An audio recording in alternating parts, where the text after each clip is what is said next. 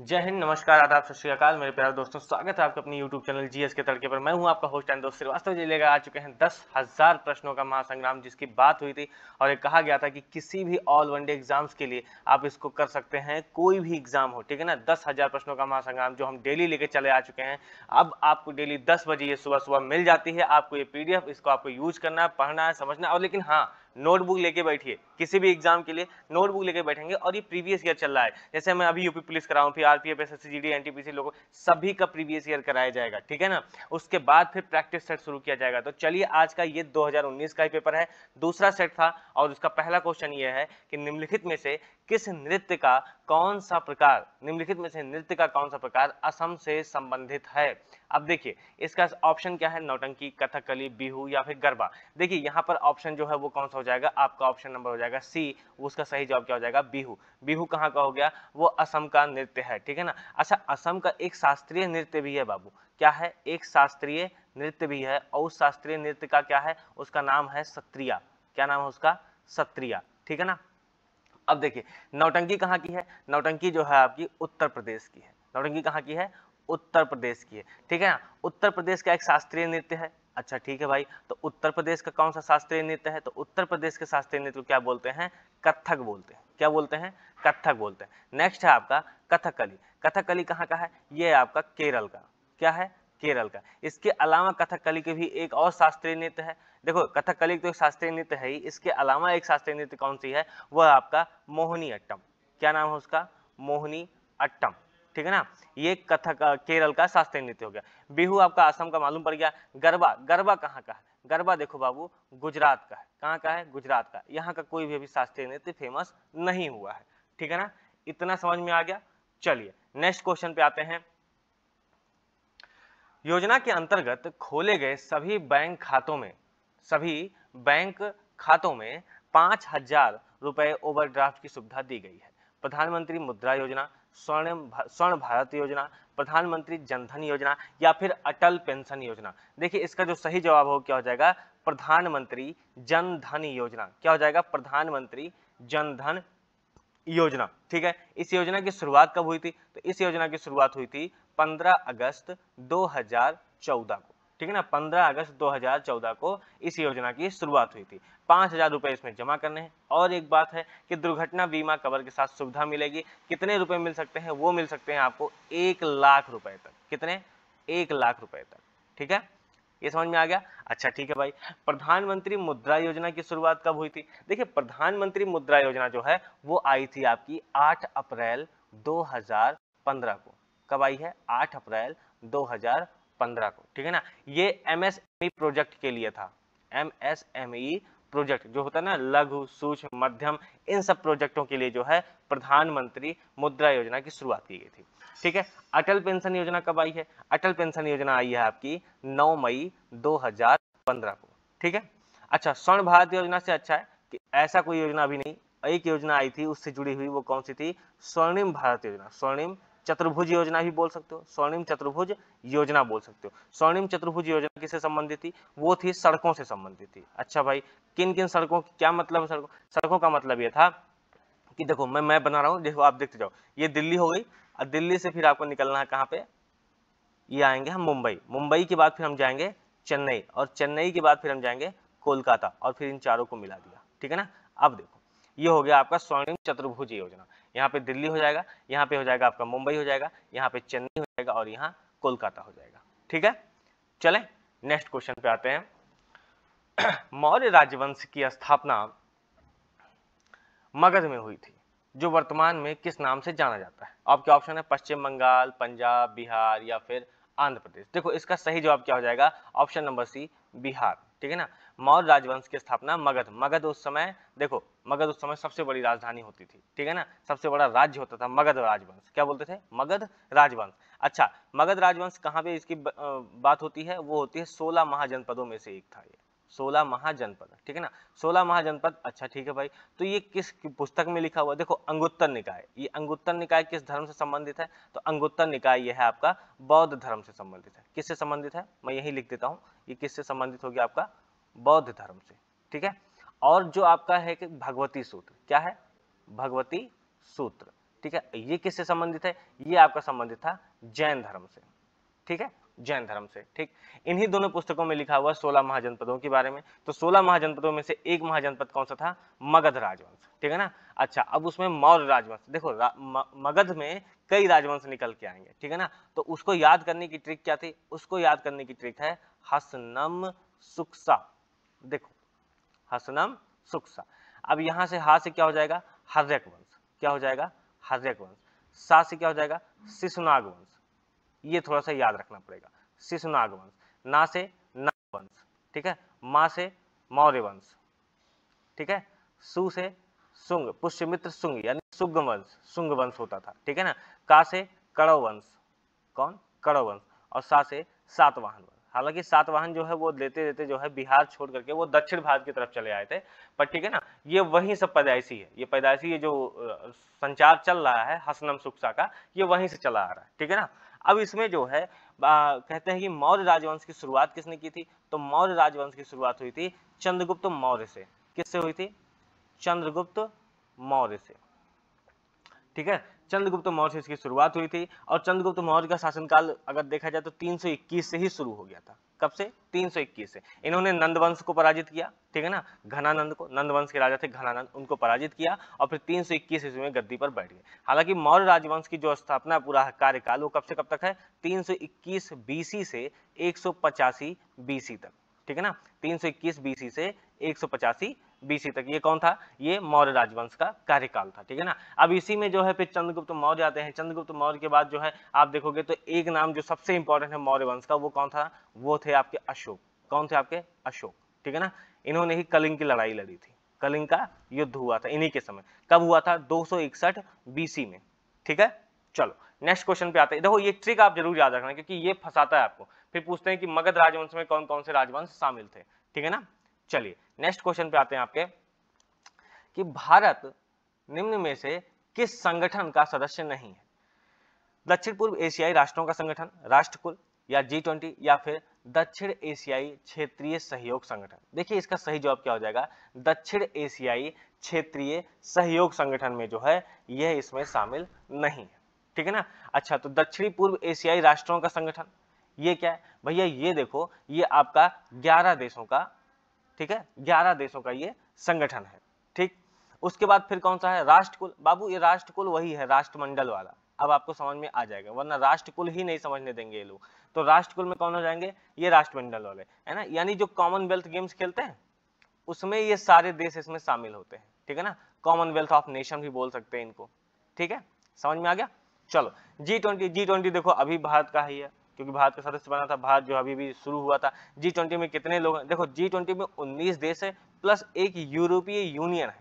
क्या है, यूरोपीय यूनियन। अब यूरोपीय यूनियन में जो है वो संख्या लगातार बढ़ती रहती है, घटती रहती है। जैसे मान लो कभी 27 होगा तो कभी 28 होगा, ठीक है, कभी 29 हो जाएगा। तो ये आपका करंट डाटा न्यूज हो जाएगा, क्या हो जाएगा, करंट डाटा का न्यूज होगा। तो जब आप इसको बहुत नजदीक पेपर आ जाए ना, तो आप जो है कोई एक करंट वाली बुक या मैं ही बताइएगा, मैं ही इसको पढ़ा दूंगा फटाफट। जो 300-400 क्वेश्चनों की मैं सीरीज लेके आता हूँ, आप यकीन मानो 300 क्वेश्चन की सीरीज लेके आया था, उसमें से 5 से 6 क्वेश्चन फंसे, डायरेक्ट फंस गए हैं। इसलिए मैं कहता हूँ, बाकी जो अदर तरीके से मैं बताता हूँ उससे तो फंसेंगे, पर ये डायरेक्ट क्वेश्चन फंसते हैं। तो इसलिए मैं कहता हूँ कि आप जब एग्जाम नजदीक आएगा, मैं खुद ही 300 क्वेश्चनों की फटाफट सीरीज लेके आऊंगा, जो आराम से ये सब चीजों को क्लियर करता हुआ मैं चलूंगा, ठीक है। तो किसका संगठन का सदस्य नहीं है, तो ऑप्शन नंबर डी हो जाएगा, दक्षिण एशियाई क्षेत्रीय सहयोग संगठन, ठीक है ना। अब दक्षिण एशियाई क्षेत्रीय सहयोग संगठन को क्या बोलते हैं, इसको बोलते हैं आसियान। क्या बोलते हैं, आसियान। आसियान की स्थापना कब हुई है, देखो आसियान की स्थापना हुई है 1967 में, ठीक है ना। इसका मुख्यालय कहाँ है, आसियान का मुख्यालय आपका जकार्ता में, ठीक है ना। जकार्ता कहाँ पे है, जकार्ता है बाबू इंडोनेशिया में। पहले ये इसकी राजधानी थी, जकार्ता जो है इंडोनेशिया की राजधानी थी। अभी इंडोनेशिया की राजधानी क्या है, नूसंतारा। क्या है, अरे संतारा नहीं, नूसंतारा बाबू भैया, ठीक है। चलिए नेक्स्ट क्वेश्चन पे आते हैं। नेक्स्ट क्वेश्चन है आपका कि हाँ, किस देश की महिला टीम ने दक्षिण कोरिया में वर्ष 2018 में संपन्न हुए कैरम विश्व कप जीता है। अब देखो कैरम विश्व कप देखो पुराना हो गया क्योंकि 2019 का पेपर है ये, तो 2018 के हिसाब से करंट हो गया, उस हिसाब से ये करंट ही हो गया। तब जापान, भारत, चीन या फिर संयुक्त राज्य अमेरिका। देखो उस टाइम जो जीता था वो था आपका भारत। कौन था, भारत ने जीता था। कैरम जो है ये खेल। लेकिन अभी भी अगर देखा जाए तो एक रिपोर्ट अभी लेटेस्ट जो अभी तक पहुंचा है वो 2022-23 का ही है कि 2022-23 में जो है वो अगर किसी ने जीता है तो वो है रश्मि कुमारी। क्या नाम है उनका? रश्मि कुमारी। ये चेंज हो सकता है डाटा। अब कैसे चेंज होगा? मान लीजिए जब आपका पेपर हो तो ये भी, जब मैं बोल रहा हूँ कि करंट डाटा है तो आप इसको समझिए, ठीक है ना। तो आपको लेटेस्ट न्यूज इसको साथ लेके चलनी पड़ेगी कि लेटेस्ट में ये कौन सा डाटा बता रहे हैं, ठीक है। चलिए नेक्स्ट क्वेश्चन पे आते हैं। क्वेश्चन नंबर है आपका 6 और ये है कि विश्व बैंक, देखिए अब ये भी डाटा देखिए, विश्व बैंक की उद्योग सहायता सूचकांक 2018 की सूची में भारत का स्थान कौन सा है? 50वां है, 150वां है, 200वां है या फिर 100वां है? तो कौन से स्थान पर है? देखो विश्व बैंक की जो डाटा सूची है बाबू, अब देखो वो चाहिए, चूंकि है तो क्वेश्चन करंट वाला, लेकिन अगर मैं डाटा एकदम बिल्कुल एनालिटिक्स करके बताऊं तो आप समझो कि 2018 में जो है इसमें से कोई भी ऑप्शन था ही नहीं। क्या था? कोई भी ऑप्शन नहीं था। सारे ऑप्शन जो है वो रद्दी के कबाड़ के भाव बिक गए। सही ऑप्शन था आपका 77वें नंबर पर था, ठीक है ना। 2020 में जाकर के जो है अगर आप देखोगे तो 2020 में ये डाटा आ गया 63वें नंबर पर। कितने नंबर पे आ गया? 63वें नंबर पर। अभी उसका लेटेस्ट कोई डाटा आया नहीं है, लेकिन अभी वो 63वें नंबर पर है। हाँ, एक चीज यहाँ से जो क्वेश्चन बन सकती है उसका मतलब समझो। क्वेश्चन क्या बन सकता है? जैसे एक बार उसने पुराना पूछ लिया भारत का स्थान, ठीक है ना। अब वो पूछ सकता है कि राज्यों में बताइए, भारत के जो राज्य हैं उनमें बताइए कि जो है उद्योग सहायता सूचकांक। अच्छा, इसका मतलब समझ लो, उद्योग सहायता सूचकांक का मतलब ease of doing business. Ease of doing business क्या लिखते हैं ऐसे? ईज ऑफ डूइंग बिजनेस, ठीक है ना। अब इसका मतलब यह है कि कोई भी कंपनी अगर आती है तो उसको कितनी सहजता से वहां की जमीन, वहां का लेबर, यहाँ का सारा कास्ट जो है वो बहुत नॉर्मली तरीके से हमको प्रेफर करता है। जैसे होता है ना कि बहुत सरकारी क्या होती है, ये कागज लेके आओ, वो कागज लेके आओ, तो इसलिए कंपनियां आना भी नहीं चाहती, ठीक है ना। नेतागिरी कितना चल रहा है, राजनीति यानी पॉलिटिक्स कितनी चल रही है, प्रशासन कैसा काम कर रहा है, वो सारी चीजें इसमें ऐड होती है। ऐसी कंडीशन में क्या होता है कि जो सबसे अच्छा होता है उसको फिर ये रैंक प्रदान की जाती है। अभी राज्यों की बात करें तो राज्यों में पहले नंबर पर जो है वो है आपका आंध्र प्रदेश। कौन है? आंध्र प्रदेश। और दूसरे नंबर पर, आप यकीन नहीं मानेंगे, दूसरे नंबर पर आपका उत्तर प्रदेश आ गया। हाँ, ये बात सच है। आप यकीन इसलिए नहीं मान रहे हैं कि यही उत्तर प्रदेश कुछ सालों पहले 14वें नंबर पे था। कितने नंबर पे था? 14वें नंबर पर। और एकाएक उसने 2-3 सालों में जो छलांग लगाई है वो कौन सी लगाई है? वो लगाई है दूसरे नंबर पर। तो आपको ये बातें धीरे धीरे एनालाइज हो जाएंगी कि उत्तर प्रदेश में सच में कुछ काम हो रहा है, ठीक है। चलो नेक्स्ट क्वेश्चन है आपका कि ईस्ट अफ्रीकन कैंपेन में भारतीय सैनिकों के बलिदान के सम्मान में एनडीए के प्रशासनिक मुख्यालय को ब्लॉक नाम दिया गया। यानी कौन सा ब्लॉक नाम दिया गया? केन्या, तंजानिया, सूडान या फिर युगांडा? देखिए इसका सही जवाब है आपका ऑप्शन नंबर सी, सूडान, ठीक है ना। अब ईस्ट अफ्रीकन कैंपेन में भारतीय सैनिकों के बलिदान के सम्मान में एनडीए के प्रशासनिक मुख्यालय को सूडान ब्लॉक नाम दिया गया। क्या नाम दिया गया है? सूडान ब्लॉक नाम दिया गया। इसका सही जवाब क्या हो गया? सूडान हो गया, ठीक है। अच्छा, सूडान की राजधानी क्या है? क्या आप मुझे बता सकते हैं? या सूडान की राजधानी बताइए या सूडान की मुद्रा बताइए। तो देखिए सूडान की राजधानी क्या है? वो है आपका खार्तूम। क्या है? खार्तूम, ठीक है ना। और सूडान की मुद्रा क्या है? वो है आपका पाउंड। ये हो गया। अच्छा ठीक है, एक तो सूडान होता है और एक कौन सा होता है? एक होता है बाबू दक्षिणी सूडान। क्या होता है? दक्षिणी सूडान एक देश है, ठीक है ना। हाँ, इसके दक्षिण में स्थित है। अब इसका जो है आपकी अगर राजधानी पूछा जाए तो दक्षिणी सूडान की राजधानी क्या है? वो है जुबा। अरे जुबा, केसरी वाला जुबा बाबू। और इसका जो है आपकी मुद्रा कौन सी हो जाएगी? वो पाउंड हो जाएगी, ठीक है। सूडान का हो गया, दक्षिणी सूडान का हो गया। अच्छा, केन्या, केन्या की राजधानी क्या हो जाएगी? केन्या की राजधानी सबको पता है क्योंकि यूएनडीपी का मुख्यालय यहीं पर है, ठीक है। केन्या की राजधानी क्या हो जाएगी? नैरोबी हो जाएगी। और इसकी जो मुद्रा है, इसकी मुद्रा का नाम है शिलिंग। क्या नाम है? शिलिंग। अच्छा, नैरोबी में क्या है? UNDP, united nation development programme का मुख्यालय। ऑफिस इसका कहां पर है? यूएनडीपी का, वो नैरोबी में है, केन्या की राजधानी में, ठीक है। युगांडा, युगांडा की राजधानी जो है वो उसका नाम क्या है? कंपाला। क्या नाम है? कंपाला। और मुद्रा का है, मुद्रा जो है युगांडा की वो भी शिलिंग है। क्या है? शिलिंग। अब देखो केन्या की जो मुद्रा है उसको भी शिलिंग बोलते हैं, ठीक है ना। केन्या की मुद्रा क्या बोलते हैं? इसको भी शिलिंग बोलते हैं। और युगांडा की जो मुद्रा है उसको भी शिलिंग ही बोलते हैं, ठीक है। तंजानिया का मैं यहाँ लिख दे रहा हूँ, तंजानिया का मैं यहीं लिख दे रहा हूँ क्योंकि वहां जगह नहीं है और आपको समझ में नहीं आएगा तो दिक्कत हो जाएगी मेरे लिए, ठीक है। तंजानिया की राजधानी क्या है? देखो तंजानिया की जो राजधानी है उसको बोलते हैं डोडोमा। क्या बोलते हैं? डोडोमा। और जो इसकी मुद्रा है उसकी मुद्रा का नाम भी क्या है? शिलिंग ही है, ठीक है ना। तो सीलिंग किसकी किसकी हो गई, सीलिंग देखो एक तो केन्या की हो गई, एक तंजानिया की हो गई और एक किसकी हो गई, युगांडा की हो गई।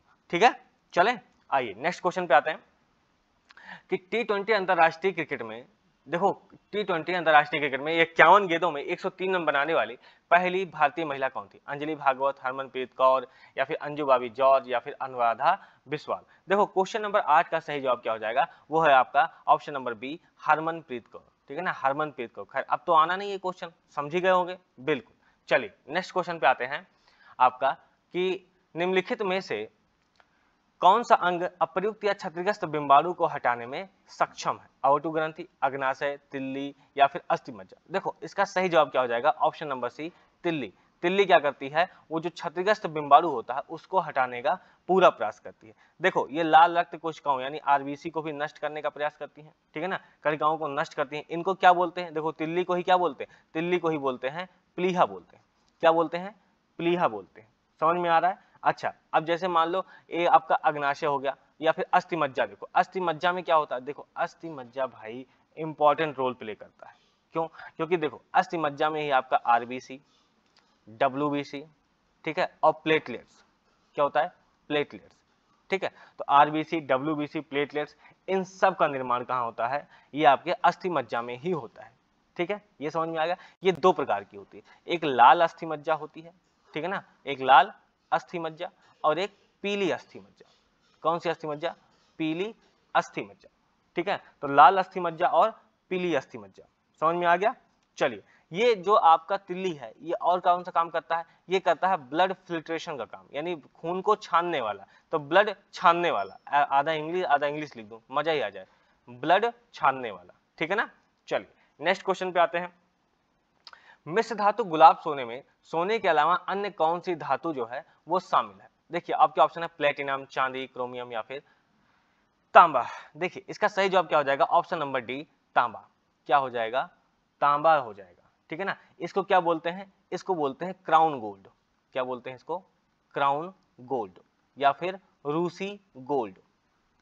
क्या बोलते हैं, क्राउन गोल्ड या फिर रूसी गोल्ड। ठीक है ना, इसमें क्या होता है, जो आपका सोना होता है वो होता है 75%। कितना परसेंट होता है, 75%। तांबा कितना होता है, तांबा होता है आपका 20%। और चांदी कितना होता है, तो चांदी होती है आपकी 5%। अब देखो तांबा 20% और सोना 75% और चांदी जो है वो कितनी होती है, 5% होती है। ठीक है ना, ये कौन सा है, गुलाब सोना। ठीक है ना, इसी को क्या बोलते हैं, क्राउन गोल्ड बोलते हैं या फिर रूसी गोल्ड बोलते हैं। डन, इतना समझ में आ गया। अच्छा ठीक है, प्लेटिनम का परमाणु क्रमांक यानी एटॉमिक नंबर कितना होता है, वो होता है 78। चांदी का कितना होता है, चांदी का होता है 47। क्रोमियम का कितना होता है, क्रोमियम का होता है 24 परमाणु क्रमांक। और तांबे यानी कॉपर का परमाणु क्रमांक कितना होता है, 29 होता है। ठीक है, चलिए नेक्स्ट क्वेश्चन पे आते हैं